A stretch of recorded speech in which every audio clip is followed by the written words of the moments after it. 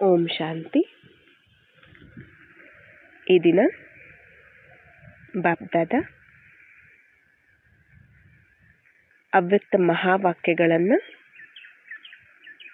Revise ಮಾಡ್ತಿದ್ದಾರೆ. 24 February 1988ರಲ್ಲಿ ತಿಳಿಸಿರುವಂತಹ ಮಹಾವಾಕ್ಯಗಳಾಗಿದೆ.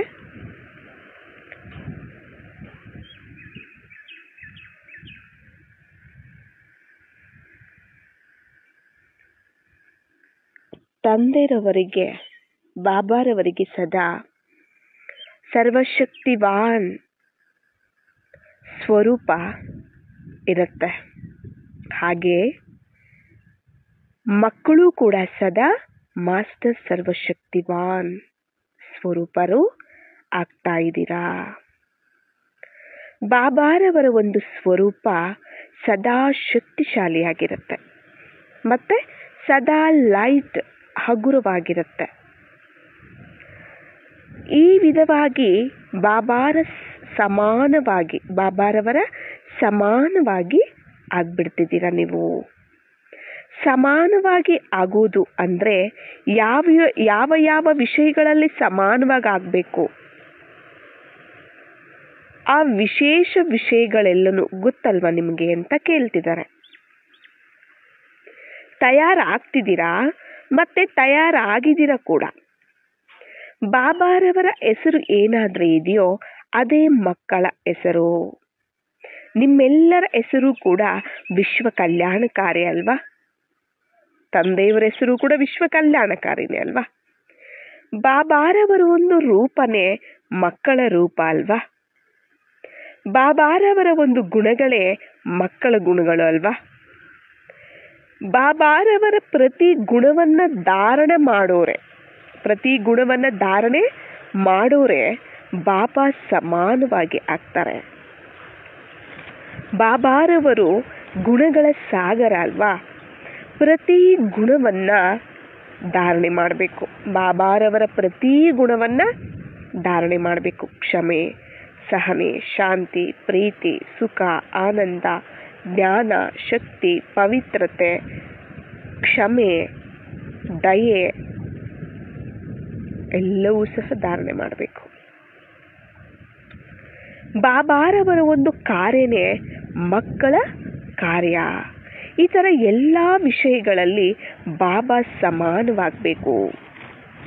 ವಿಶ್ವ ಪರಿವರ್ತನೆಯ ಕಾರ್ಯವನ್ನು ಮಾಡ್ತಿದ್ದಾರಲ್ಲ, ಮತ್ತೆ ನಿಮ್ಮದೂ ಸಹ ಮಕ್ಕಳ ಕಾರ್ಯ ಅದೇ ಆಗಿದೆ. ಈ ಥರ ಎಲ್ಲ ವಿಷಯಗಳಲ್ಲಿ ಬಾಬಾ ಸಮಾನವಾಗಬೇಕು. ಎಲ್ಲರ ಲಕ್ಷ್ಯ ಆದರೆ ಇದೆ ಅಲ್ವಾ. ಸಮ್ಮುಖವಾಗಿ ಇರೋರಲ್ಲ, ಸಮಾನವಾಗಿ ಆಗುವಂಥವರು. ನಾನು ಬಾಬಾ ಸಮಾನ ಆಗಬೇಕು ಅನ್ನೋ ಲಕ್ಷ್ಯ ಇದೆ ತಾನೆ. ಇಂಥವರನ್ನೇ ತಂದೆಯನ್ನ ಫಾಲೋ ಮಾಡುವಂಥವರು ಅಂತ ಹೇಳ್ತಾರೆ. ತಂದೆಯ ಸಮಾನ ಆಗಬೇಕು, ರೂಪದಲ್ಲಿ ನಿರಾಕಾರಿ ಆಗಬೇಕು, ಗುಣಗಳಲ್ಲಿ ಅವ್ರ ಗುಣಗಳು ಏನಿದಾವೆ ಆ ಗುಣಗಳೆಲ್ಲನೂ ಧಾರಣೆ ಮಾಡೋರಾಗಬೇಕು.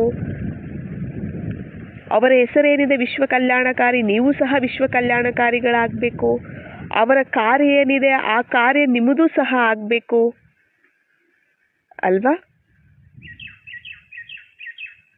ಈ ಥರ ತಂದೆಯನ್ನ ಫಾಲೋ ಮಾಡೋರೆ ಸಮಾನವಾಗಿ ಆಗೋದಕ್ಕೆ ಸಾಧ್ಯ ಆಗತ್ತೆ. ಆದ್ದರಿಂದ ಎಲ್ಲ ವಿಷಯಗಳಲ್ಲಿ ಎಲ್ಲಿವರೆಗೂ ಬಾಬಾ ಸಮಾನವಾಗಿ ನಾನು ಆಗಿದ್ದೀನಿ ಅಂತ ನಿಮ್ಮನ್ನು ನೀವು ಪರಿಶೀಲನೆ ಮಾಡ್ಕೊಳ್ಳಿ.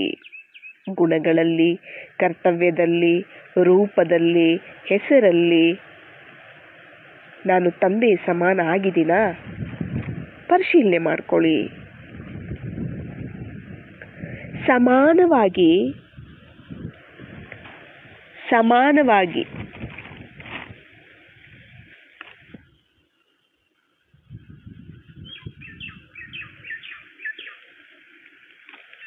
ಏನು ಹೇಳ್ತಿದ್ದಾರೆ,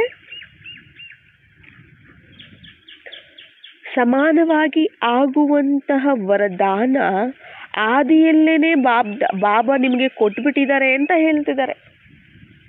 ಬಾಬಾ ಸಮಾನವಾಗಿ ಆಗುವಂತ ವರದಾನ ಆದಿಯಲ್ಲಿನೇ ಜನ್ಮ ತಗೊಂಡಿದ ತಕ್ಷಣನೇ ಕೊಟ್ಬಿಟ್ಟಿದ್ದಾರಂತೆ.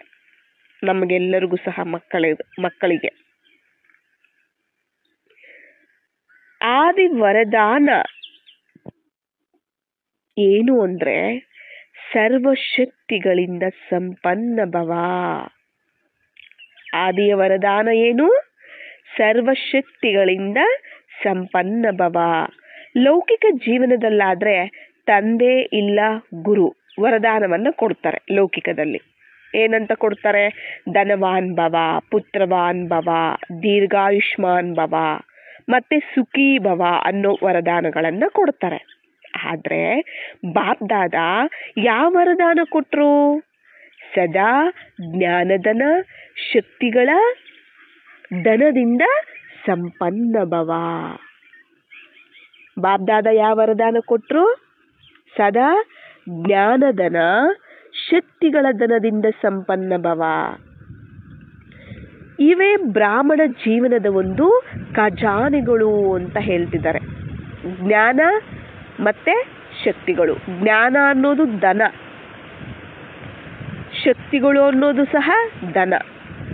ಈ ಜ್ಞಾನಧನ ಶಕ್ತಿಗಳ ಧನದಿಂದ ಸಂಪನ್ನ ಭವ ಅನ್ನೋ ವರದಾನವನ್ನ ಕೊಟ್ರು. ಇವೇ ಬ್ರಾಹ್ಮಣ ಜೀವನದ ಒಂದು ಖಜಾನೆಗಳು ಅಂತ ಹೇಳ್ತಿದ್ದಾರೆ. ಯಾವಾಗಾದ್ರೆ ನೀವು ಬ್ರಾಹ್ಮಣ ಜನ್ಮವನ್ನ ತಗೊಂಡ್ರೋ ಆವಾಗಿಂದ ಸಂಗಮ ಯುಗದ ಒಂದು ಸ್ಥಾಪನಾ ಕಾರ್ಯದಲ್ಲಿ ಅಂತಿಮದವರೆಗೂ ಬದುಕಿರಿ ಅಂದ್ರೆ ದೀರ್ಘಾಯುಷ್ಮಾನ್ ಭವ.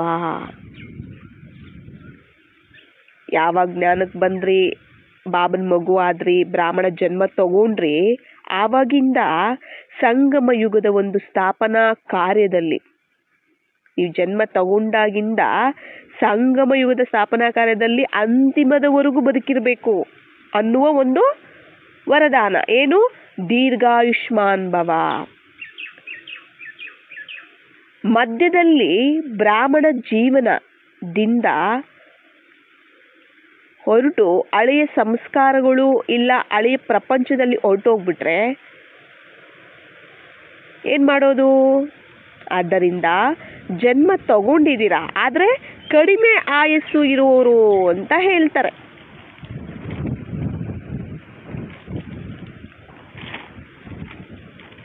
ಯಾವ ವರದಾನವನ್ನ ಕೊಟ್ರು?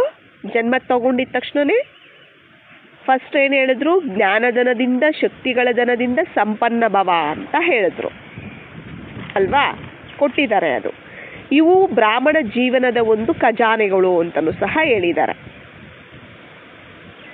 ಆದ್ರೆ ನಾವು ಬ್ರಾಹ್ಮಣ ಜನ್ಮ ತಗೊಂಡಿದ್ದೀವಿ, ಮಧ್ಯದಲ್ಲಿ ನಾವು ಬಿಟ್ಟೋಗ್ಬಿಟ್ರೆ, ಮತ್ತೆ ಲೌಕಿಕದಲ್ಲಿ ಮತ್ತೆ ಪತಿತರಾಗ್ಬಿಟ್ರೆ ಆಯಸ್ಸು ಕಡಿಮೆ ಅಂತ. ಅಂದ್ರೆ ಬ್ರಾಹ್ಮಣ ಜನ್ಮ ಜೀವನದ ಆಯಸ್ಸು ಕಡಿಮೆ ಇರಬಾರದು ಅನ್ನೋದಕ್ಕೋಸ್ಕರ ದೀರ್ಘಾಯುಷ್ಮಾನ್ ಭವ ಅನ್ನೋ ವರದಾನ ಕೊಟ್ರು. ಅಂದ್ರೆ ನೀವು ಮಗು ಆದಾಗಿಂದ ಸಂಗಮ ಯುಗದ ಅಂತಿಮದವರೆಗೂ ನೀವು ಬಾಬನ ಮಗುವಾಗೇ ಇರಬೇಕು, ಬ್ರಾಹ್ಮಣರಾಗೇ ಇರಬೇಕು.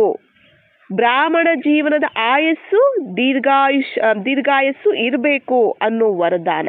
ಅದಕ್ಕೋಸ್ಕರ ವರದಾನ ದೀರ್ಘಾಯುಷ್ಮಾನ್ ಭವ ಅನ್ನೋ ವರದಾನ ಕೊಟ್ಟಿದ್ದಾರೆ. ಅಂದ್ರೆ ಪುರುಷಾರ್ಥವನ್ನ ಮಾಡ್ಬೇಕಲ್ವ ನಾವು ಬ್ರಾಹ್ಮಣ ಜೀವನದಲ್ಲಿ. ಜನ್ಮ ತಗೊಂಡಾಗಿಂದ ಅಂತಿಮದವರೆಗೂ ನಾವು ಪುರುಷಾರ್ಥವನ್ನ ನಾವು ಮಾಡಬೇಕು. ಸಂಪನ್ನ ಆಗ್ಬೇಕು ಅಂದ್ರೆ ನಾವು ಬ್ರಾಹ್ಮಣರಾಗಿರ್ಬೇಕು. ನಾವು ಪತಿತರಾಗಿ ಹೋದ್ರೂ ಕೂಡ ಸತ್ತೋದಂಗೇನೆ. ಅಂದ್ರೆ ಬ್ರಾಹ್ಮಣ ಜನ್ಮದಿಂದ ಬಾಬನ ಮಗುವಾಗಿ ಮತ್ತೆ ಬಿಟ್ಟು ನಾವು ಪತಿತ ಲೌಕಿಕದಲ್ಲಿ ಹೊರಟೋದ್ವಿ ಅಂದ್ರೆ ನಾವು ಈ ಬ್ರಾಹ್ಮಣ ಜೀವನದಿಂದ ನಾವು ಸತ್ತೋಗಿದ್ದೀವಿ, ಅಂದ್ರೆ ಆಯಸ್ಸು ಕಡಿಮೆ ಅಂತ ಇದಕ್ಕೆ ಹೇಳ್ತಾರೆ. ಈ ಆಯಸ್ಸು ಜಾಸ್ತಿ ಬೇಕು. ನೀವು ಬ್ರಾಹ್ಮಣರಾಗೇ ಇರ್ಬೇಕು ಅಂತಿಮದವರೆಗೂ. ಮಧ್ಯದಲ್ಲಿ ಎಲ್ಲೂ ನೀವು ಪತಿತರಾಗಿ ಹೊರಗಡೆ ಲೌಕಿಕದಲ್ಲಿ ಹೊರಟೋಗ್ಬಾರ್ದು. ಆಯಸ್ಸು ಕಡಿಮೆ ಇರಬಾರ್ದು, ನೀವು ಸತ್ತೋಗ್ಬಾರ್ದು ನೀವು. ಅದಕ್ಕೆ ಬ್ರಾಹ್ಮಣರಾಗಿ ಬದುಕುರಿ ಅನ್ನೋ ದೀರ್ಘಾಯುಷ್ಮಾನ್ ಭವ ಅನ್ನೋ ವರದಾನವನ್ನ ಕೊಟ್ರು. ನೀವೊಂದು ವೇಳೆ ಏನಾದ್ರು ಬಿಟ್ಟು ಹೊರಟು ಹೋಗ್ತೀರಾ ಅಂತಂದ್ರೆ, ಅಂದ್ರೆ ಮಧ್ಯದಲ್ಲಿ ಬ್ರಾಹ್ಮಣ ಜೀವನವನ್ನು ಬಿಟ್ಬಿಟ್ಟು ಹಳೆ ಸಂಸ್ಕಾರಗಳು ಲೌಕಿಕದಲ್ಲಿ ಹಳೆ ಪ್ರಪಂಚದಲ್ಲಿ ಹೊರಟೋಗ್ಬಿಡ್ತೀರಾ. ಅಂದರೆ ಬ್ರಾಹ್ಮಣ ಜನ್ಮದ ಆಯಸ್ಸು ಕಡಿಮೆ ಅಂತ ಅರ್ಥ. ಯಾಕೆಂದರೆ ಬ್ರಾಹ್ಮಣ ಜೀವನದಲ್ಲಿ ಸತ್ತೋಗ್ಬಿಟ್ರಿ ಅಂತ. ಬ್ರಾಹ್ಮಣ ಜೀವನದಲ್ಲಿ ಏನಾಗಿದ್ದೀರಾ ನೀವು? ಸತ್ತೋಗ್ಬಿಟ್ರಿ. ಕೆಲವು ಮಂದಿ ಕೋಮಾದಲ್ಲಿ ಕೂಡ ಹೊರಟೋಗ್ಬಿಡ್ತಾರೆ ಅಂತ ಹೇಳ್ತಿದ್ದಾರೆ. ಕೋಮಾದಲ್ಲಿ ಇರೋರು ಬದುಕಿರ್ತಾರೆ, ಆದರೂ ಕೂಡ ಸತ್ತೋದಂಗೆ ಇರ್ತಾರೆ ಅಲ್ವಾ? ಬದುಕಿದ್ರು ಕೂಡ ಸತ್ತಂಗೆ ತಾನೇ ಅವರು ಕೋಮಾದಲ್ಲಿ ಇರುವಂಥವರು. ಆ ಥರ ಕೆಲವರು ಬಿಟ್ಟೇ ಹೊರಟೋಗ್ಬಿಡ್ತಾರೆ ಹಳೆ ಪ್ರಪಂಚದಲ್ಲಿ. ಕೆಲವ್ರು ಏನು ಮಾಡ್ತಾರೆ, ಕೋಮಾದಲ್ಲಿ ಹೊರಟೋಗ್ಬಿಡ್ತಾರಂತೆ. ಅಂದರೆ ಬ್ರಾಹ್ಮಣರಾಗಿದ್ದರೂ ಕೂಡ ಬ್ರಾಹ್ಮಣರಾಗಿ ಬದುಕ್ತಿರೋದಿಲ್ಲ ಅವರು.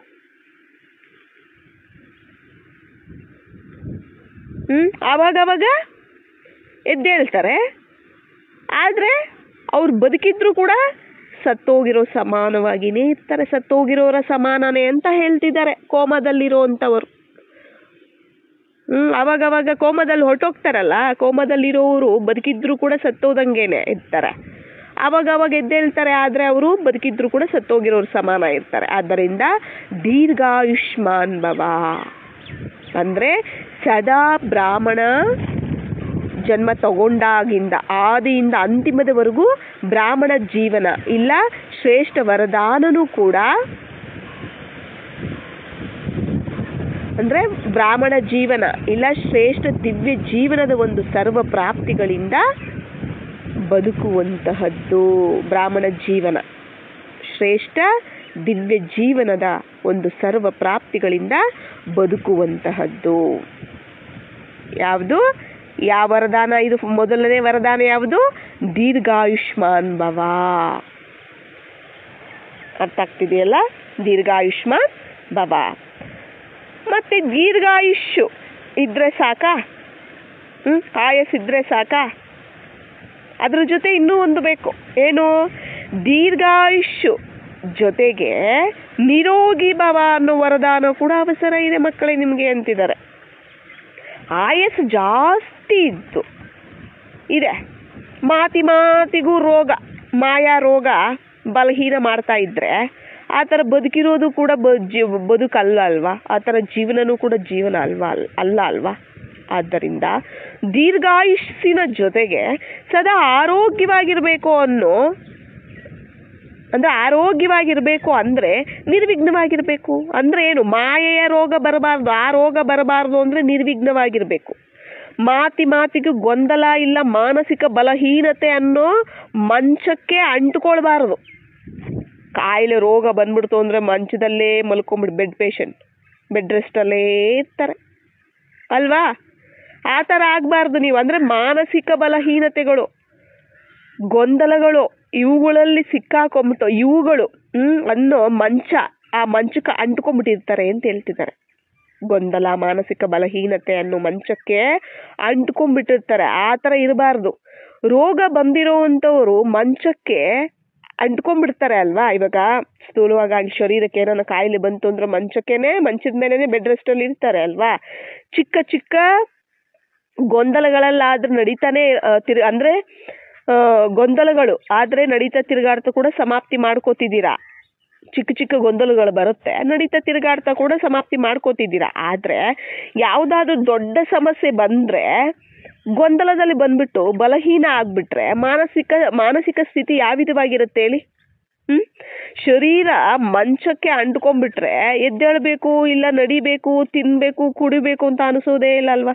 ಏನಕ್ಕಾದ್ರೂ ಎದ್ದೇಳ್ತೀನಿ, ಏನಕ್ಕಾದ್ರೂ ತಿಂತೀನಿ, ಏನಕ್ಕಾದ್ರೂ ಕುಡಿತೀನಿ, ಸಾಕು ಮಲ್ಕೊಂಡಿದ್ದಾರೆ ಸಾಕು ಅಲ್ವಾ? ಮಂಚಕ್ಕೆ ಏನಾದರೂ ಬೆಡ್ ರೆಸ್ಟಲ್ಲಿ ಇದ್ದಾರೆ, ಮಂಚಕ್ಕೇನೆ ಅಂಟ್ಕೊಂಡ್ಬಿಟ್ಟಿದ್ದಾರೆ ಅಂದರೆ ಎದ್ದೇಳಕ್ಕಾಗತ್ತಾ? ತಿನ್ಬೇಕು, ಕುಡಿಬೇಕು, ನಡಿಬೇಕು ಅಂತಲೂ ಅನಿಸೋದಿಲ್ಲ ಅಲ್ವಾ? ಅದೇ ವಿಧವಾಗಿ ಎಲ್ಲೂ ಕೂಡ ಯೋಗದಲ್ಲಿ ಕೂತ್ಕೋಬೇಕು ಅಂತ ಮನಸ್ಸಿಗೆ ಅನಿಸೋದೇ ಇಲ್ಲ.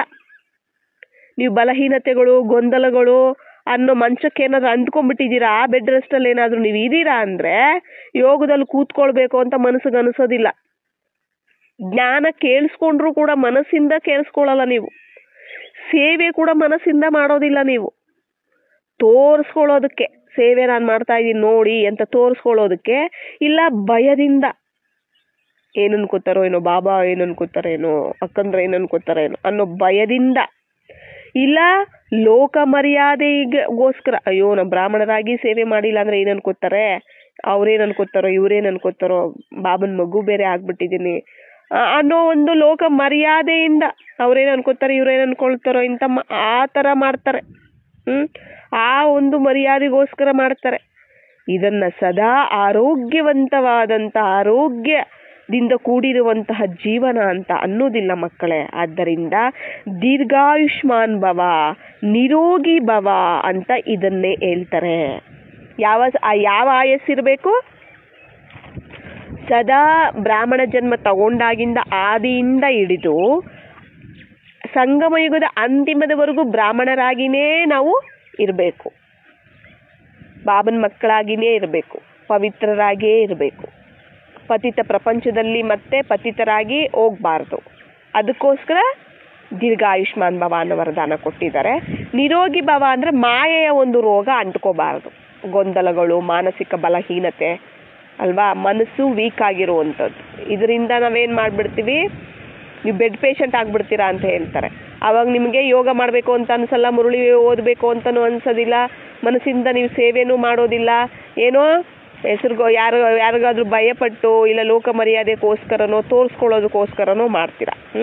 ಇದಕ್ಕೋಸ್ಕರ ಏನು ಮಾಡಬೇಕು, ನಿಮಗೆ ನಿರೋಗಿ ಭವ ಅನ್ನೋ ವರದಾನನೂ ಬೇಕು, ಆರೋಗ್ಯನೂ ಬೇಕು, ಮಾನಸಿಕ ಆರೋಗ್ಯ ಬೇಕು ನಿಮಗೆ. ಅದಕ್ಕೋಸ್ಕರ ನಿರೋಗಿ ಭವ ಅನ್ನೋ ವರದಾನನೂ ಕೂಡ ಕೊಟ್ಟಿದ್ದೀನಿ ಅಂತ ಹೇಳ್ತಿದ್ದಾರೆ.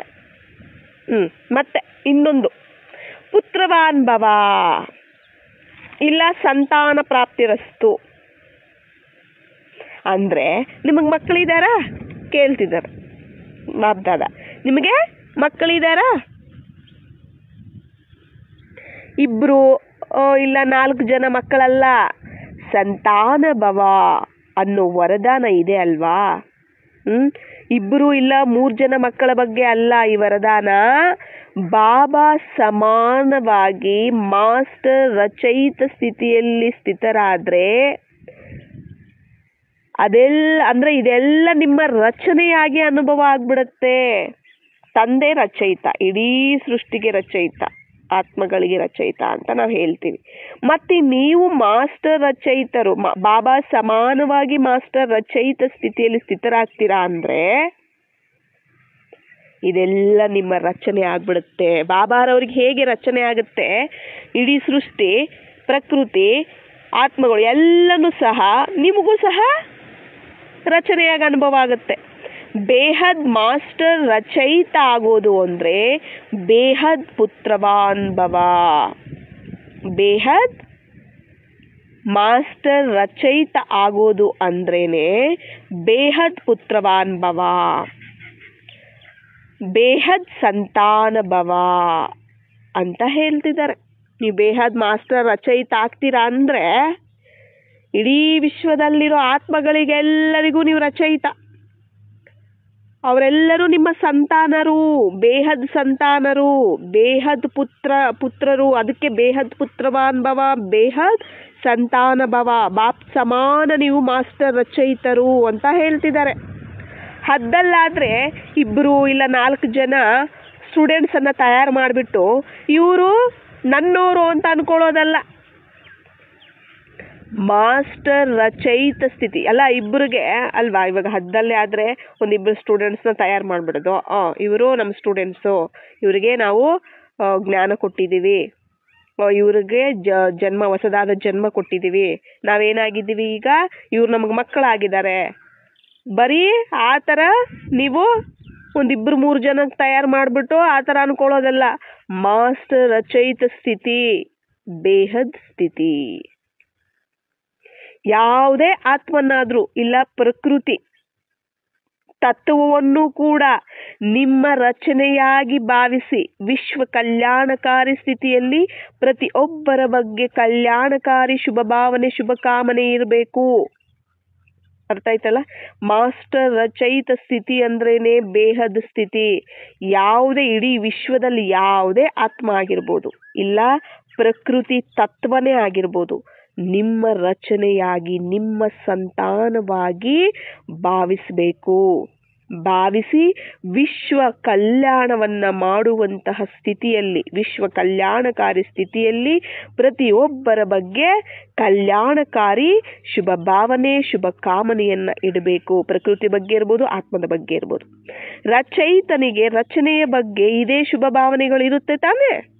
ಒಬ್ಬ ತಂದೆಗೆ ಮಕ್ಕಳ ಬಗ್ಗೆ ಇದೇ ಶುಭ ಭಾವನೆ ಇರುತ್ತೆ ತಾನೆ? ಬೇಹದ್ ಮಾಸ್ಟರ್ ರಚಯಿತ ಆಗ್ಬಿಟ್ರೆ ಆಗ ಯಾವ ಹದ್ದಿನ ಒಂದು ಆಕರ್ಷಣೆನೂ ಸಹ ನಿಮ್ಮನ್ನ ಆಕರ್ಷಿತವಾಗಿ ಮಾಡೋದಿಲ್ಲ. ಸದಾ ಅಂದ್ರೆ ಬೇಹದ್ ಮಾಸ್ಟರ್ ರಚಯಿತ, ಬಾಪ್ ಸಮಾನ ಬೇಹದ್ ಮಾಸ್ಟರ್ ರಚಯಿತ ಆಗ್ಬಿಟ್ರೆ ಯಾವುದೇ ಹದ್ದಿನ ಒಂದು ಆಕರ್ಷಣೆ ನಿಮ್ಮನ್ನ ಅಟ್ರಾಕ್ಟ್ ಮಾಡೋದಿಲ್ಲ ಅಂತ ಹೇಳ್ತಿದ್ದಾರೆ. ಸದಾ ಸ್ವಯಂ ಎಲ್ಲಿ ನಿಂತ್ಕೊಂಡಿರೋ ತರ ನೋಡ್ತೀರಾ ಗೊತ್ತಾ? ವೃಕ್ಷಕ್ಕೆ ರಚಯಿತ ಯಾರು? ಬೀಜ ಅಲ್ವಾ? ವೃಕ್ಷಕ್ಕೆ ರಚಯಿತ ಯಾರು? ಬೀಜ. ಬೀಜದಿಂದನೇ ತಾನೇ ವೃಕ್ಷ ಬರುತ್ತೆ. ಮತ್ತೆ ಬೀಜನೇ ತಂದೆ, ವೃಕ್ಷನೇ ರಚನೆ ಆಗಿರುತ್ತೆ ಅಲ್ವಾ? ವೃಕ್ಷ ಯಾವಾಗಾದ್ರೆ ಅಂತಿಮ ಸ್ಥಿತಿಗೆ ಬರುತ್ತೋ ಆಗ ಆ ಬೀಜ ಮೇಲೆ ಬಂದ್ಬಿಡುತ್ತೆ ತಾನೆ. ಈಗ ವೃಕ್ಷ ಯಾವಾಗಾದ್ರೆ ಅಂತಿಮ ಸ್ಥಿತಿಗೆ ಬಂದ್ಬಿಡುತ್ತೋ ಆಗ ಬೀಜನು ಕೂಡ ಮೇಲೆ ಎಲ್ಲ ಬೀಜ ಬಿಡುತ್ತೆ ತಾನೆ, ಬೀಜನು ಕೂಡ ಬರುತ್ತಲ್ವಾ? ಹಾಗೆ ಬೇಹದ್ ಮಾಸ್ಟರ್ ರಚಯಿತರು ಸದಾ ಸ್ವಯಂ ಅನ್ನ ಕಲ್ಪ ವೃಕ್ಷದ ಮೇಲೆ ನಿಂತಿರೋ ತರ ಅನುಭವ ಮಾಡ್ಕೊಂಡ್ಬಿಡ್ತೀರ ನೀವು.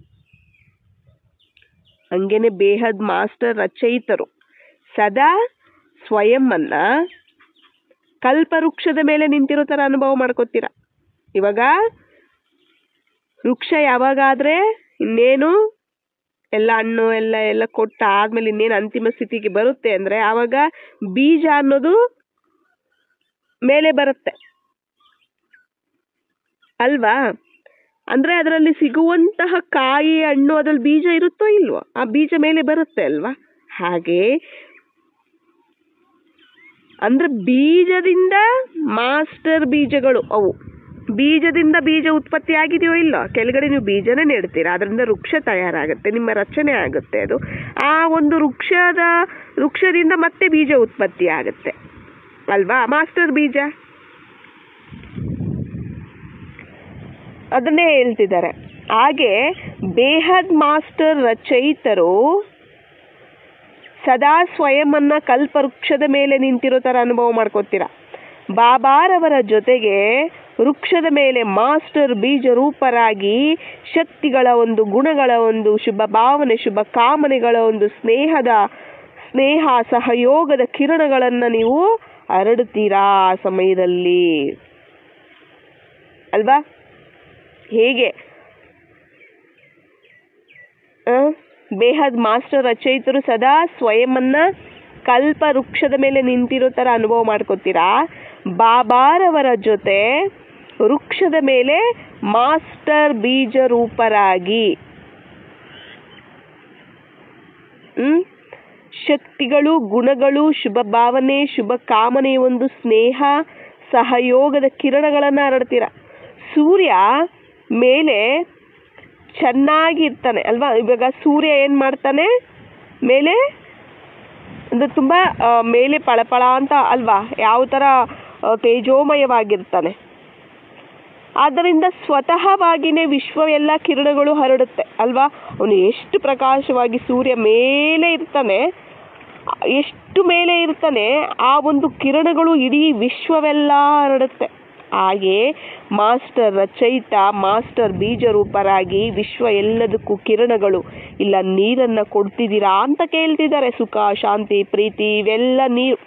ವೃಕ್ಷ ಎಲ್ಲದಕ್ಕೂ ನೀರು ಕೊಡಬೇಕು ನೀವು. ಎಲ್ಲಿ? ಮಾಸ್ಟರ್ ಬೀಜ ರೂಪರಾಗಿ, ಮಾಸ್ಟರ್ ರಚಯಿತರಾಗಿ, ಮಾಸ್ಟರ್ ರಚಯಿತರು ಮಾಸ್ಟರ್ ಬೀಜ ರೂಪರಾಗಿ ವೃಕ್ಷ ಎಲ್ಲದಕ್ಕೂ ಕಿರಣಗಳು, ಇಲ್ಲ ನೀರನ್ನ ಕೊಡ್ತಾ ಇದ್ದೀರಾ ಅಂದ್ರೆ ಮತ್ತೆ ಕೇಳ್ತಾವ್ರೆ, ನಿಮ್ಗೆ ಎಷ್ಟು ಮಂದಿ ಸಂತಾನ ಅಂತ ಮತ್ತೆ ಕೇಳ್ತಿದ್ದಾರೆ. ವಿಶ್ವ ಎಲ್ಲ ನಿಮ್ಮ ರಚನೆ ಆಗೋಗ್ಬಿಡುತ್ತಲ್ವಾ? ಮತ್ತೆ ಈ ವಿಶ್ವ ಎಲ್ಲ ನಿಮ್ಮ ಸಂತಾನನೇ ತಾನೇ. ಈ ವಿಧವಾಗಿ ಮಾಸ್ಟರ್ ವಿಶ್ವ ರಚಯಿತ ಭವ ಅಂತ ಹೇಳ್ತಿದ್ದಾರೆ. ಈ ವಿಧವಾಗಿ ಮಾಸ್ಟರ್ ವಿಶ್ವ ರಚಯಿತ ಭವ ಅಂತ ಹೇಳ್ತಿದ್ದಾರೆ. ಇದನ್ನೇ ಪುತ್ರವಾನ್ ಭವ, ಸಂತಾನ ಭವ ಅಂತ ಹೇಳ್ತಿದ್ದಾರೆ. ಬಾಪ್ ಸಮಾನ ನೀವು ವಿಶ್ವ ರಚಯಿತರು. ತಂದೆ ವಿಶ್ವ ರಚಯಿತ ಅಂದ್ಮೇಲೆ ನೀವು ಮಾಸ್ಟರ್ ವಿಶ್ವ ರಚಯಿತರಾಗ್ತೀರಾ ಅಂದ್ರೆ ಬಾಪ್ ಸಮಾನ.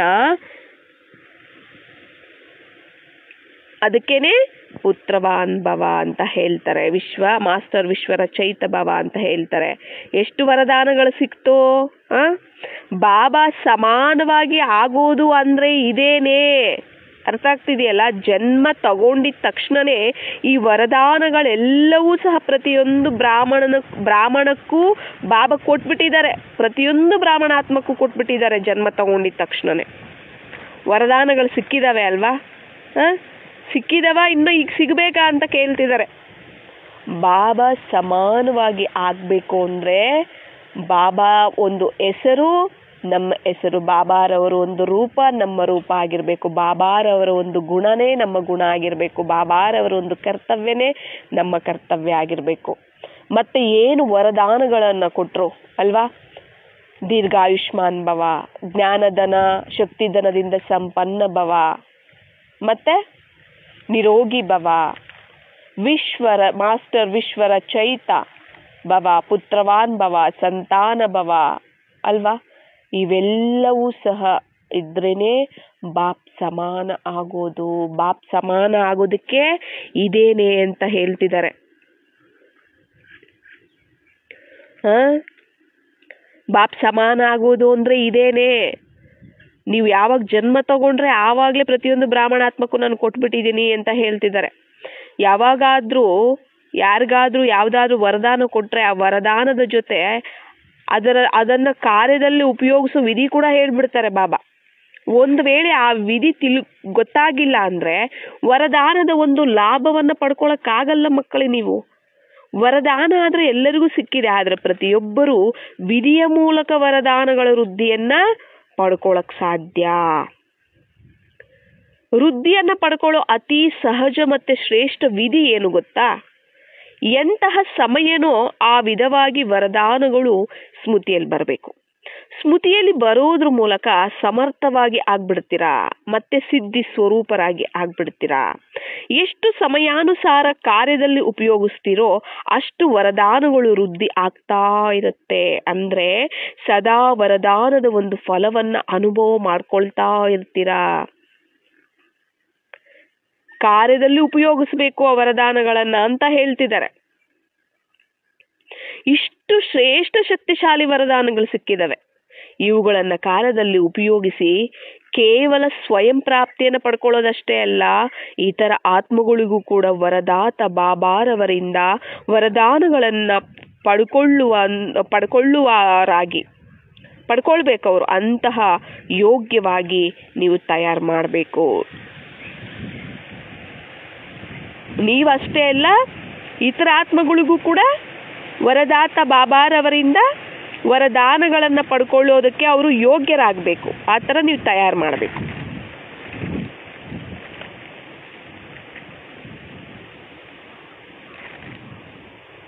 ನೀವೆಷ್ಟು ಆ ವರದಾನಗಳನ್ನ ನೀವೇನು ಹೇಳಿದ್ರು, ಜ್ಞಾನಧನ ಶಕ್ತಿಧನದಿಂದ ಸಂಪನ್ನ ಭವ ಅಂದ್ರು. ಮತ್ತೆ ಜ್ಞಾನಧನವನ್ನ ನಾವೆಷ್ಟು ಬಳಸ್ತೀವಿ, ಇತರರಿಗೆ ಎಷ್ಟು ಹಂಚ್ತೀವಿ ಅಷ್ಟು ವೃದ್ಧಿ ಆಗ್ತಾ ಹೋಗುತ್ತೆ. ಅದನ್ನೇ ಕಾರ್ಯದಲ್ಲಿ ಬಳಸುವಂಥ ಶಕ್ತಿಗಳು ಅಷ್ಟೇ. ಶಕ್ತಿನೂ ಕೂಡ ಧನನೇ ಆಗಿದೆ. ಅದನ್ನು ನಾವು ಎಷ್ಟು ಸ್ವಯಂಗೆ ಮತ್ತೆ ಇತರರಿಗೆ ಉಪಯೋಗಿಸ್ತೀವಿ ಅದೇನೆ ವೃದ್ಧಿಯನ್ನು ಪಡ್ಕೊಳ್ಳುವಂಥ ವಿಧಿ ಆಗಿದೆ. ಸಮಯಕ್ಕೆ ಏನ್ ಮಾಡಬೇಕು? ಸಮಯಾನುಸಾರ ಕಾರ್ಯದಲ್ಲಿ ಉಪಯೋಗಿಸ್ಬೇಕು.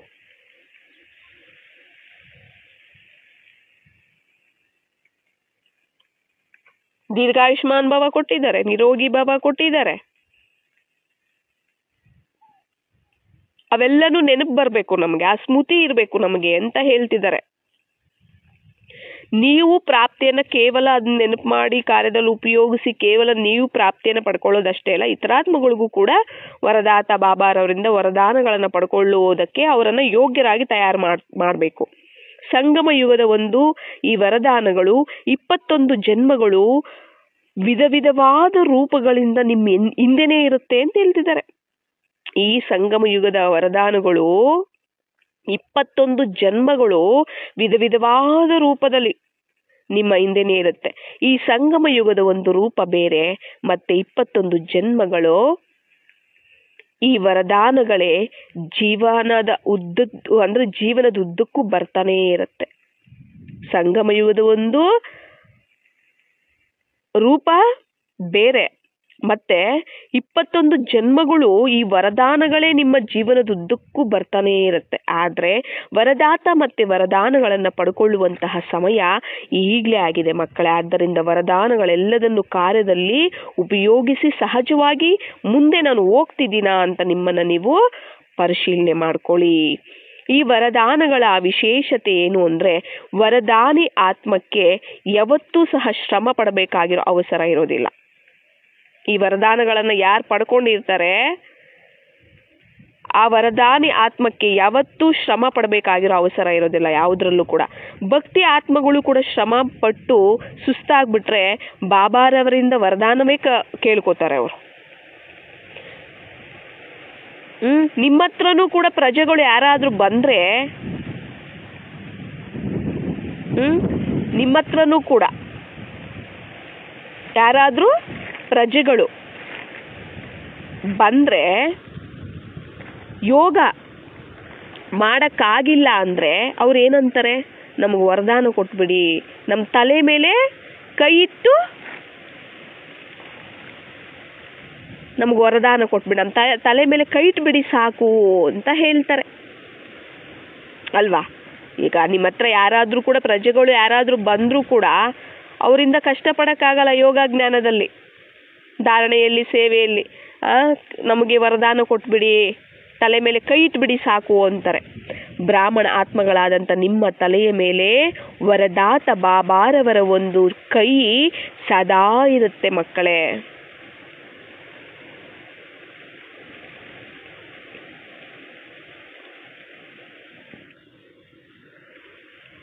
ಏನಿರುತ್ತೆ,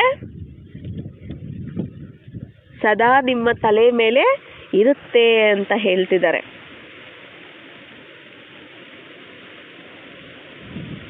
ಶ್ರೇಷ್ಠ ಮತ ಅನ್ನೋ ಕೈ ಅಂತ ಹೇಳ್ತಿದ್ದಾರೆ. ಯಾವ ಕೈ? ಶ್ರೇಷ್ಠ ಮತ, ಶ್ರೀಮತ ಅನ್ನೋ ಕೈ. ಸ್ಥೂಲವಾದ ಕೈ ಆದ್ರೆ 24 ಗಂಟೆನೂ ಇಡಕ್ಕಾಗೋದಿಲ್ಲ ಅಲ್ವಾ ತಲೆ ಮೇಲೆ. ಬಾಬಾರವರ ಒಂದು ಶ್ರೇಷ್ಠ ಮತ ಅನ್ನೋ ವರದಾನದ ಹಸ್ತ ಆದ್ರೆ ಸದಾ ಮಕ್ಕಳ ಮೇಲೆ ಇರುತ್ತೆ. ಅಮೃತ ವೇಳೆಯಿಂದ ರಾತ್ರಿ ಮಲಗೋವರೆಗೂ ಪ್ರತಿ ಉಸಿರಿಗೂ, ಶ್ವಾಸಕ್ಕೂ, ಪ್ರತಿ ಸಂಕಲ್ಪಕ್ಕೂ, ಪ್ರತಿ ಕರ್ಮಕ್ಕೂ ಶ್ರೇಷ್ಠ ಮತ ಅನ್ನೋ ಕೈ ಇದೆ. ಕೊಟ್ಟಿದಾರೋ ಇಲ್ಲ ಶ್ರೀಮತ, ಅದೇ ಕೈ. ಈ ವರದಾನವನ್ನ ವಿಧಿಪೂರ್ವಕವಾಗಿ ಉಪಯೋಗಿಸ್ಕೊಂಡ್ರೆ ಶ್ರಮ ಪಡಬೇಕಾಗಿರೋ ಕೆಲಸನೇ ಇರೋದಿಲ್ಲ ನಿಮ್ಗೆ ಅಂತಿದ್ದಾರೆ. ಈ ಶ್ರೀಮತ ಅನ್ನೋ ಕೈ ಏನಿದೆ ಸದಾ ನಮ್ಮ ಮಕ್ಕಳ ಮೇಲೆ ಇದೆ ಅಂತೆ. ರಾತ್ರಿ ಅಂದ್ರೆ ಅಮೃತ ವೇಳೆ ಎದ್ದಾಗಿಂದ ರಾತ್ರಿ ಮಲಗೋವರೆಗೂ ಪ್ರತಿ ಸಂಕಲ್ಪಕ್ಕೆ, ಪ್ರತಿ ಶ್ವಾಸಕ್ಕೆ, ಪ್ರತಿ ಕರ್ಮಕ್ಕೂ ಶ್ರೀಮತ ಸಿಕ್ಕಿದೆ ನಿಮ್ಗೆ. ಶ್ರೀಮತ ಅನ್ನೋ ಕೈ ಇದೆ ನಿಮ್ ಜೊತೆ, ನಿಮ್ ಮೇಲೇನೆ ಇದೆ, ನಿಮ್ ತಲೆ ಮೇಲೇನೆ ಇದೆ. ಈ ವರದಾನವನ್ನ ವಿಧಿಪೂರ್ವಕವಾಗಿ ಉಪಯೋಗಿಸ್ಕೊಂಡ್ರೆ ಕಷ್ಟಪಡಬೇಕಾಗಿರೋ, ಶ್ರಮ ಪಡಬೇಕಾಗಿರೋ ಕೆಲಸ ಇಲ್ಲ. ಇಚ್ಛಾ ಮಾತ್ರ ಅವಿದ್ಯಾ ಅಂತ ದೇವತೆಗಳ ಬಗ್ಗೆ ಮಹಿಮೆ ಮಾಡ್ತಾರಲ್ವಾ. ಫರಿಸ್ತೆಯ ಜೀವನದ ಒಂದು ವಿಶೇಷತೆ ಇದೇ ಆಗಿದೆ. ದೈವಿ ಜೀವನದಲ್ಲಿ ಆದ್ರೆ ಕೋರಿಕೆ ಅನ್ನೋ ಮಾತೇ ಇರೋದಿಲ್ಲ. ಇಚ್ಛಾ ಮಾತ್ರ ಅವಿದ್ಯಾ. ದೇವತೆಗಳ ಬಗ್ಗೆ ಮಹಿಮೆ ಮಾಡ್ತಾರೆ, ಅವರು ಇಚ್ಛೆ ಅಂದ್ರೆ ಏನು ಅಂತಾನೆ ಗೊತ್ತಿರೋದಿಲ್ಲ. ಫರಿಸ್ತೆಯ ಒಂದು ಜೀವನದ ವಿಶೇಷತೆನೂ ಕೂಡ ಇದೇನೆ, ಇಚ್ಛಾ ಮಾತ್ರ ಅವಿದ್ಯಾ ಸ್ಥಿತಿ. ಗೊತ್ತಿದೆ ಅಲ್ಲ ನಿಮ್ಮೆಲ್ಲರಿಗೂ ಸಹ. ದೈವಿ ಜೀವನದಲ್ಲಾದ್ರೆ ಕೋರಿಕೆ ಅನ್ನೋ ಮಾತೇ ಇರೋದಿಲ್ಲ. ಬ್ರಾಹ್ಮಣ ಜೀವನದಿಂದ ಫರಿಸ್ತೆ ಜೀವನ ತಯಾರಾಗತ್ತೆ ಅಂದ್ರೆ ಕರ್ಮಾತೀತ ಸ್ಥಿತಿಯನ್ನ ಪಡ್ಕೊಂಡ್ಬಿಡ್ತೀರ. ಬ್ರಾಹ್ಮಣ ಜೀವನದಿಂದ ಫರಿಸ್ತಾ ಜೀವನ ತಯಾರಾಗತ್ತೆ ಅಂದ್ರೆ ಕರ್ಮಾತೀತ ಸ್ಥಿತಿಯನ್ನು ಪಡ್ಕೋತೀರ. ಯಾವ ವಿಧವಾದಂತಹ ಶುದ್ಧ ಕರ್ಮ ಇಲ್ಲ, ವ್ಯರ್ಥ ಕರ್ಮ ಇಲ್ಲ, ವಿಕರ್ಮ ಇಲ್ಲ, ಇಂದಿನ ಜನ್ಮದ ಕರ್ಮ, ಈ ತರ ಯಾವುದೇ ಬಂಧನದಲ್ಲಾಗ್ಲಿ ಬಂದಿ ಆಗಿರುವಂತಹ ಕರ್ಮ ಅಂದ್ರೆ ಬಂದಿಯಾಗಿ ಮಾಡುವ ಒಂದು ಕರ್ಮವನ್ನ ಕರ್ಮಾತೀತ ಸ್ಥಿತಿ ಅಂತ ಹೇಳೋದಿಲ್ಲ ಅಂತ. ಯಾವುದೇ ವಿಧವಾದಂತಹ ಶುದ್ಧ ಕರ್ಮ ಇಲ್ಲ ವ್ಯರ್ಥ ಕರ್ಮ, ಇಲ್ಲ ವಿಕರ್ಮ, ಇಲ್ಲ ಇಂದಿನ ಜನ್ಮದ ಕರ್ಮ, ಈ ಒಂದು ಬಂಧನಗಳಲ್ಲಿ ಶುದ್ಧ ಕರ್ಮದ ಒಂದು ಬಂಧನದಲ್ಲೂ ಸಿಕ್ಕಾಕೋಬಾರದು, ವ್ಯರ್ಥ ಕರ್ಮದ ಬಂಧನದಲ್ಲೂ ಸಿಕ್ಕಾಕೋಬಾರದು, ವಿಕರ್ಮಗಳ ಬಂಧನದಲ್ಲೂ ಸಿಕ್ಕಾಕೋಬಾರದು, ಇಂದಿನ ಜನ್ಮದ ಒಂದು ಕರ್ಮಗಳಲ್ಲೂ ಸಿಕ್ಕಾಕೊಳ್ಳದೆ ಮಾಡಿದ್ರೆ ಅದನ್ನ ಕರ್ಮಾತೀತ ಸ್ಥಿತಿ ಅಂತ ಹೇಳೋದು. ಇವುಗಳಲ್ಲಿ ನೀವು ಸಿಕ್ಕಾಕೊಂಡು ಮಾಡ್ತೀರಾ ಅಂದ್ರೆ ಅದು ಕರ್ಮಾತೀತ ಸ್ಥಿತಿ ಅಂತ ಹೇಳೋದಿಲ್ಲ. ಶುದ್ಧ ಕರ್ಮದ ಬಂಧನನೂ ಅದು ಶುದ್ಧ ಕರ್ಮನೇ ಇರ್ಬೋದು, ಅದು ಸಹ ಬಂಧನ ಆಗಿರಬಾರ್ದು ಅಂತ ಹೇಳ್ತಿದ್ದಾರೆ. ಕರ್ಮ ಸಂಬಂಧ, ಕರ್ಮ ಬಂಧನ, ಕರ್ಮ ಸಂಬಂಧ ಮತ್ತೆ ಕರ್ಮ ಬಂಧನ ಅಂತ ಹೇಳ್ತಿದ್ದಾರೆ. ಕರ್ಮ ಸಂಬಂಧ ಇರುತ್ತೆ, ಆದ್ರೆ ಕರ್ಮ ನೋಡಿ ಹೇಳ್ತಿದ್ದಾರೆ, ಕರ್ಮ ಸಂಬಂಧ ಕರ್ಮ ಬಂಧನ, ಕರ್ಮ ಸಂಬಂಧ ಇರುತ್ತೆ ಆದ್ರೆ ಬಂಧನ ಇರೋದಿಲ್ಲ, ಅಂತಹವರನ್ನೇ ಫರಿಸ್ತಾ ಅಂತ ಹೇಳೋದು. ಕರ್ಮ ಏನಿರುತ್ತೆ ಸಂಬಂಧ ಅನ್ನೋದು ಇರುತ್ತೆ ಆದ್ರೆ ಬಂಧನ ಇರೋದಿಲ್ಲ, ಅಂತಹವರನ್ನೇ ಫರಿಸ್ತೆ ಅಂತ ಹೇಳ್ತಾರೆ. ಹದ್ದಿನ ಒಂದು ಕೋರಿಕೆಗಳಿಂದ ಅವಿದ್ಯ ಅನ್ನೋ ಮಹಿಮೆ ಇದೆ ಅಲ್ವಾ, ಹಾಗೆ ಫರಿಸ್ತಾ ಜೀವನ ಇಲ್ಲ ಬ್ರಾಹ್ಮಣ ಜೀವನ ಅಂದ್ರೆ ಕಷ್ಟ ಅನ್ನೋ ಮಾತಿಂದ ಅವಿದ್ಯೆ ಆಗಿರ್ತಾರೆ. ಕಷ್ಟ ಅಂದ್ರೆ ಏನು ಅಂತಾನೆ ಗೊತ್ತಿರೋದಿಲ್ಲ, ಭಾರದಿಂದ ಅವಿದ್ಯೆ ಆಗಿರ್ತಾರೆ. ಭಾರ ಅಂದ್ರೆ ಏನು ಅಂತಾನೆ ಗೊತ್ತಿರೋದಿಲ್ಲ, ಅಂದ್ರೆ ಅವು ಏನು ಅಂತ ನಿಮಗೆ ಗೊತ್ತಿಲ್ದೇನೆ ಇರ್ತೀರ, ಅಂದ್ರೆ ಗೊತ್ತೇ ಇರೋದಿಲ್ಲ ನಿಮಗೆ. ವರದಾನಿ ಆತ್ಮ ಅಂದ್ರೆ ಕಷ್ಟ ಜೀವನ ಅಂದ್ರೆ ಏನು ಅಂತ ಗೊತ್ತಿಲ್ಲದೆ ಇರೋರಾಗಿ ಇರ್ತಾರೆ. ಅರ್ಥ ಆಗ್ತಿದೆಯಲ್ಲ? ವರದಾನಿ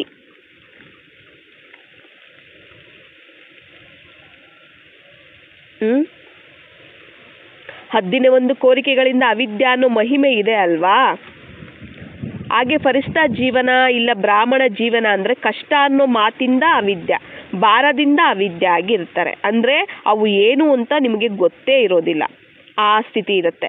ವರದಾನಿ ಆತ್ಮ ಅಂದ್ರೇನೆ ಕಷ್ಟ ಜೀವನ ಅಂದ್ರೆ ಏನು ಅಂತಾನೆ ಗೊತ್ತಿಲ್ಲದೆ ಇರೋರಾಗಿ ಇರ್ತೀರ, ಈ ಅನುಭವ ಮಾಡ್ಕೊತೀರ. ಅಂತಹವರನ್ನೇ ವರದಾನಿ ಆತ್ಮ ಅಂತ ಹೇಳ್ತಾರೆ. ಬಾಬಾ ಸಮಾನವಾಗಿ ಆಗುವುದು ಅಂದ್ರೆ ವರದಾತನ ಮೂಲಕ ಸಿಕ್ಕಿರುವಂತಹ ವರದಾನಗಳಿಂದ ಸದಾ ಪಾಲನೆಯನ್ನ ತಗೊಳ್ಳುವಂತಹದ್ದು. ವರದಾನಗಳ ಪಾಲನೆಯನ್ನ ಪಡ್ಕೊಳ್ತಾ ಇರಬೇಕು, ಸದಾ ನಿಶ್ಚಿಂತವಾಗಿ ವಿಜಯವಾಗಿರ್ಬೇಕು, ನಿಶ್ಚಿಂತವಾಗಿ ಅನುಭವ ಮಾಡ್ಕೋಬೇಕು ಅಂತ ಹೇಳ್ತಿದ್ದಾರೆ. ಬಾಬಾ ಸಮಾನವಾಗಿ ಆಗೋದು ಅಂದ್ರೆ ವರದಾತನ ಮೂಲಕ ಸಿಕ್ಕಿರುವಂತಹ ವರದಾನಗಳಿಂದ ಸದಾ ಪಾಲನೆಯನ್ನ ತಗೊಳ್ಳುವಂತಹದ್ದು, ಸದಾ ನಿಶ್ಚಿಂತವಾಗಿರುವಂತಹದ್ದು, ಸದಾ ವಿಜಯಿಗಳಾಗಿರುವಂತಹದ್ದು, ನಿಶ್ಚಿಂತ ಅನುಭವ, ನಿಶ್ಚಿಂತವಾಗಿ ಇರುವಂತಹದ್ದು, ಸದಾ ವಿಜಯ ಅನ್ನೋದು ಫಿಕ್ಸ್ ಆಗಿರುತ್ತೆ. ವಿಜಯ ಅನ್ನೋದು ಫಿಕ್ಸು ಅನ್ನೋ ಒಂದು ಅನುಭವನೂ ಸಹ ಮಾಡಿಕೊಳ್ಳುವಂತಹದ್ದು. ಕೆಲವು ಮಂದಿ ಮಕ್ಕಳಾದ್ರೆ ತುಂಬಾ ಚೆನ್ನಾಗಿ ಪುರುಷಾರ್ಥ ಮಾಡ್ತಿದ್ದಾರೆ, ಆದ್ರೆ ಪುರುಷಾರ್ಥ ಭಾರವಾಗಿ ಅನಿಸ್ಬಿಟ್ರೆ ಅದು ಯಥಾರ್ಥ ಪುರುಷಾರ್ಥ ಅಲ್ಲ ಮಕ್ಕಳೇ ಅಂತಿದ್ದಾರೆ. ಕೆಲವು ಮಂದಿ ಮಕ್ಕಳಾದ್ರೆ ತುಂಬಾ ಚೆನ್ನಾಗಿ ಪುರುಷಾರ್ಥ ಮಾಡ್ತಿದ್ದಾರೆ ಅಂದ್ರೆ, ಆದ್ರೆ ಪುರುಷಾರ್ಥ ಏನಾದ್ರೂ ಭಾರ ಅನಿಸ್ಬಿಡ್ತು ಅಂದ್ರೆ ಅದು ಯಥಾರ್ಥ ಪುರುಷಾರ್ಥ ಅಲ್ಲ. ಗಮನ ಇಟ್ಕೊಳ್ಳೋದು ಅನ್ನೋದು ಬ್ರಾಹ್ಮಣ ಜೀವನದ ಒಂದು ವಿಧಿ, ಆದ್ರೆ ಗಮನ ಅನ್ನೋದು ಟೆನ್ಷನ್ ಆಗಿ ಚೇಂಜ್ ಆಗ್ಬಿಡುತ್ತೆ ನೋಡಿ ನಿಮ್ಗೆ ಅಂತಿದ್ದಾರೆ. ಸ್ವತಃ ಗಮನ ಇರ್ತಾ ಇಲ್ಲ, ಇದನ್ನು ಕೂಡ ಯಥಾರ್ಥ ಗಮನ ಅಂತ ಹೇಳೋದಿಲ್ಲ. ಅಟೆನ್ಷನ್ ಕೊಡ್ಬೇಕಲ್ಲ. ಜೀವನದಲ್ಲಿ ಸ್ಥೂಲವಾದ ಜ್ಞಾನ ಇರುತ್ತೆ ಅಲ್ವಾ, ಅಂದ್ರೆ ಈ ವಿಷಯ ಒಳ್ಳೇದು, ಇದು ಮಾಡಬೇಕು, ಇದು ಮಾಡಬಾರದು ಅನ್ನೋ ಜ್ಞಾನ ಇರುತ್ತೆ ತಾನೆ. ಆ ಜ್ಞಾನ ಆಧಾರವಾಗಿ ಜ್ಞಾನ ಸ್ವರೂಪರಾಗಿರ್ತೀರ. ಅವರ ಗುರುತು ಏನು ಅಂದ್ರೆ ಆ ಜ್ಞಾನ ಆಧಾರವಾಗಿ ಜ್ಞಾನ ಸ್ವರೂಪರಾಗಿರ್ತಾರೆ. ಅವ್ರ ಗುರುತು ಏನಂದ್ರೆ ಇದು ತಿನ್ಬೇಕು, ಇದು ತಿನ್ನಬಾರ್ದು, ಇದು ಮಾಡಬೇಕು, ಇದು ಮಾಡಬಾರದು ಅಂತ ಅವರಿಗೆ ಸ್ವತಃವಾಗಿನೇ ಗಮನ ಇರುತ್ತೆ, ಅದ್ರ ಕಡೆ ಅಟೆನ್ಷನ್ ಇರುತ್ತೆ. ಅಷ್ಟೇ ಅಲ್ಲದೆ ಪ್ರತಿ ಹೆಜ್ಜೆಯಲ್ಲಿ ಇದು ಮಾಡ್ಲಾ ಬೇಡವಾ, ಇದು ತಿನ್ಲಾ ಬೇಡವಾ, ಈ ಥರ ನಡಿಲ್ಲ ಬೇಡವಾ ಅನ್ನೋ ಗೊಂದಲ ಇರೋದಿಲ್ಲ, ಟೆನ್ಷನ್ ಇರೋದಿಲ್ಲ ಅವ್ರಿಗೆ. ಆಯ್ತಾ? ಜ್ಞಾನ ಶಕ್ತಿಯಿಂದ ಸ್ವತಃವಾಗಿನೇ ಗಮನ ಅನ್ನೋದು ಇರುತ್ತೆ. ಅದೇ ವಿಧವಾಗಿ ಯಥಾರ್ಥ ಪುರುಷಾರ್ಥಿಯ ಒಂದು ಪ್ರತಿ ಹೆಜ್ಜೆ ಪ್ರತಿ ಕರ್ಮದಲ್ಲಿ ಸ್ವತಃವಾಗಿನೇ ಗಮನ ಇರುತ್ತೆ. ಯಾಕಂದ್ರೆ ಜ್ಞಾನದ ಒಂದು ಪ್ರಕಾಶತೆ ಮತ್ತೆ ಶಕ್ತಿ ಸ್ವತಃವಾಗಿನೇ ಯಥಾರ್ಥ ರೂಪದಲ್ಲಿ ಮತ್ತೆ ಯಥಾರ್ಥ ಪದ್ಧತಿಯಲ್ಲಿ ನಡೆಸುತ್ತೆ. ಯಾವುದಿರಬೇಕು? ಜ್ಞಾನ ಪ್ರಕಾಶತೆ ಮತ್ತು ಶಕ್ತಿ. ಸ್ವತಃವಾಗಿಯೇ ಪ್ರತಿ ಕರ್ಮದಲ್ಲಿ ಸ್ವತಃವಾಗಿಯೇ ಗಮನನೂ ಇರುತ್ತೆ ಮತ್ತು ಸ್ವತಃವಾಗಿಯೇ ಯಥಾರ್ಥ ರೂಪದಲ್ಲಿ ಮತ್ತು ಯಥಾರ್ಥ ಪದ್ಧತಿಯಲ್ಲಿ ನಡೆಸುತ್ತೆ. ಯಾವುದು? ಜ್ಞಾನದ ಒಂದು ಪ್ರಕಾಶತೆ ಮತ್ತು ಶಕ್ತಿ.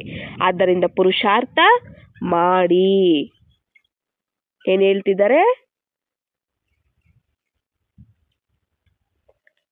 ಆದ್ದರಿಂದ ಪುರುಷಾರ್ಥ ಮಾಡಿ, ಅಟೆನ್ಷನ್ ತಪ್ಪದೆ ಇಟ್ಕೊಳ್ಳಿ. ಆದರೆ ಟೆನ್ಷನ್ ಇಟ್ಕೋಬೇಡಿ. ಅಟೆನ್ಷನ್ ಇಟ್ಕೊಳ್ಳಿ, ಆದರೆ ಟೆನ್ಷನ್ ಇಟ್ಕೋಬೇಡಿ. ತುಂಬ ಕೆಲಸ ಮಾಡಬೇಕು ಅಂದ್ಕೊಳ್ತೀರಾ, ಇಲ್ಲ ನಂಬರ್ 1 ಆಗಬೇಕು ಅಂದ್ಕೊಳ್ತೀರಾ. ಆದರೆ ಟೆನ್ಷನ್ ಅನ್ನೋದು ಎಷ್ಟು ಮಾಡಬೇಕು ಅಂದ್ಕೊಳ್ತೀರೋ ಅಷ್ಟು ಮಾಡಕ್ಕೆ ಬಿಡೋದಿಲ್ಲ ನೋಡಿ. ಹೇಗೆ ಆಗಬೇಕು ಅಂದ್ಕೊಳ್ತೀರೋ ಹಾಗೆ ಆಗೋದಕ್ಕೂ ಬಿಡೋದಿಲ್ಲ ನೋಡಿ. ಅಂದರೆ ಟೆನ್ಷನ್ ಮತ್ತೆ ಇನ್ನಷ್ಟು ಟೆನ್ಷನನ್ನು ಉತ್ಪನ್ನ ಮಾಡಿಬಿಡುತ್ತೆ. ಯಾಕೆ ಅಂದರೆ ಅಂದ್ಕೊಂಡಿರೋದು ಮಾಡೋಕ್ಕಾಗಿಲ್ಲ ಅಂದರೆ ಅದು ಮತ್ತೆ ಟೆನ್ಷನ್ ಇನ್ನೂ ಜಾಸ್ತಿ ಆಗಿಬಿಡುತ್ತೆ. ಅಂದ್ಕೊಳ್ತೀರಾ, ಅದು ಆಗೋದಿಲ್ಲ, ಮತ್ತೆ ಟೆನ್ಷನ್ ಇನ್ನೂ ಜಾಸ್ತಿ ಆಗೋಗ್ಬಿಡುತ್ತೆ. ಪುರುಷಾರ್ಥ ಆದರೆ ಎಲ್ಲರೂ ಮಾಡ್ತಿದ್ದೀರಾ, ಆದರೆ ಕೆಲವು ಮಂದಿ ಪುರುಷಾರ್ಥವನ್ನು ತುಂಬ ಭಾರವಾಗಿ ಮಾಡ್ಕೊಳ್ತಾ ಇದ್ದಾರೆ. ಮತ್ತು ಕೆಲವರು ತುಂಬ ನಿರ್ಲಕ್ಷ್ಯವಾಗಿ ಮಾಡ್ಕೊಳ್ತಿದ್ದಾರೆ. ಏನು ನಡಿಬೇಕೋ ಅದು ನಡೆದೋಗುತ್ತೆ, ನೋಡೋಣ ಬಿಡು, ಯಾರು ನೋಡ್ತಾರೆ, ಯಾರು ಕೇಳಿಸ್ಕೊಳ್ತಾರೆ. ಈ ಥರ ನಿರ್ಲಕ್ಷ್ಯವಾಗಿ ಆಗೋದು ಒಳ್ಳೆಯದಲ್ಲ ಮಕ್ಕಳೇ. ಮತ್ತು ಟೆನ್ಷನ್ನಲ್ಲಿ ಬರೋದು ಕೂಡ ಒಳ್ಳೆಯದಲ್ಲ. ಆದ್ದರಿಂದ ಸಮಾನತೆಯ ಮೂಲಕ ಬಾಬಾರವರ ಒಂದು ಆಶೀರ್ವಾದಗಳನ್ನು, ವರದಾನಗಳನ್ನು ಅನುಭವ ಮಾಡ್ಕೊಳ್ಳಿ. ಬಾಬಾ ಕೈ ನನ್ನ ಮೇಲೆ ಇದೆ ಅನ್ನೋ ಅನುಭವವನ್ನು ಸದಾ ಸ್ಮೃತಿಯಲ್ಲಿ ಇಟ್ಕೊಳ್ಳಿ. ಸದಾ ಶ್ರೇಷ್ಠ ಮತದ ಕೈ ನನ್ನ ಮೇಲೆ, ತಲೆ ಮೇಲೆ ಇದೆ.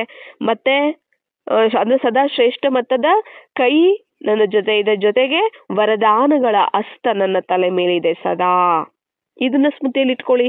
ತಲೆ ಮೇಲೆ ವರದಾನದ ಹಸ್ತ ಇರೋ ಥರ ಚಿತ್ರಗಳನ್ನು ಭಕ್ತಾತ್ಮರು ಕೂಡ ಎದುರುಗಡೆ ಇಟ್ಕೊಂಡಿರ್ತಾರೆ ತಾನೆ, ನಿಜ ತಾನೆ? ಒಬ್ಬರು ಭಕ್ತರಿಗೆ ಅಂದರೆ ದೇವತೆಗಳು ವರದಾನಗಳನ್ನು ಕೊಡುವಂಥ ಚಿತ್ರಗಳು ಇಟ್ಕೊಂಡಿರ್ತಾರಲ್ಲ, ಹಾಗೆ ನೀವು ಕೂಡ ನಡೀತಾ ತಿರುಗಾಡ್ತಾ ಬುದ್ಧಿಯಲ್ಲಿ ಅನುಭವದ ಒಂದು ಚಿತ್ರವನ್ನು ಸ್ಮೃತಿಯಲ್ಲಿ ಇಟ್ಕೊಳ್ಳಿ.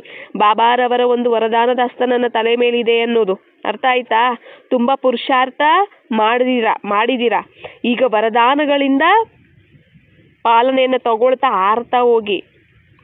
ವರದಾನಗಳಿತ್ತು ಅಂದರೆ ಶ್ರಮ ಇರೋದಿಲ್ಲ, ಅದಕ್ಕೆ ಆರ್ತಾ ಹೋಗಿ. ಬಾಬಾರವರನ್ನ ಜ್ಞಾನದಾತನಾಗಿ ವಿಧಾತನಾಗಾದ್ರೆ ಅನುಭವ ಮಾಡ್ಕೊಂಡಿದ್ದೀರಾ, ಈಗ ವರದಾತನಾಗಿ ಅನುಭವ ಮಾಡ್ಕೊಳ್ಳಿ. ಅರ್ಥ ಆಗ್ತಿದೆಯಲ್ಲ?